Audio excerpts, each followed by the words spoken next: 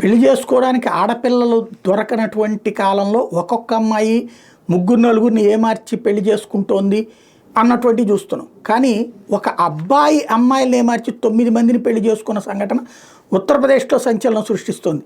ఏకంగా 9 మందిని అంట. ఇలా పెళ్ళైనటువంటి వాళ్ళలో ప్రభుత్వ టీచర్లు ఉన్నారట, ఆర్థికంగా మంచి స్థితిలో ఉన్న మహిళలు ఉన్నారట. భారీ మొత్తంలో బ్యాంకు రుణాలు తీసుకునేలా వాళ్ళని ప్రేరేపించి ఆ డబ్బుతో ఉడాయించేవాడట.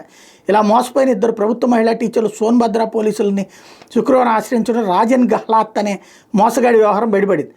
ఈడు తన ప్రభుత్వ ఉద్యోగ పరిచయం చేసుకునేవాడట. పెళ్ళయ్యాక ఇల్లు కట్టుకుందామని పిల్లలు చదువుకొని మహిళల చేత బ్యాంకు రుణాలు దించేవాడట. ఫిర్యాదుదారులో ఒకళ్ళు 40 లక్షలు, మరొకళ్ళు 42 లక్షలు వాడి చేతిలో పెట్టారట. ఆ నగదుతో పరారయ్యాడు. ఇదే విధంగా అంబేద్కర్ నగర్, సంత్ కబీర్ నగర్, గోరఖ్పూర్, వారణాసి ప్రాంతాలకు చెందిన మహిళలను కూడా గత 10 ఏళ్లలో వీడు మోసగించి పెళ్లి చేసుకుంటానే ఉన్నాడు. వీళ్ళలో కొంతమంది పిల్లలు కూడా ఉన్నారట.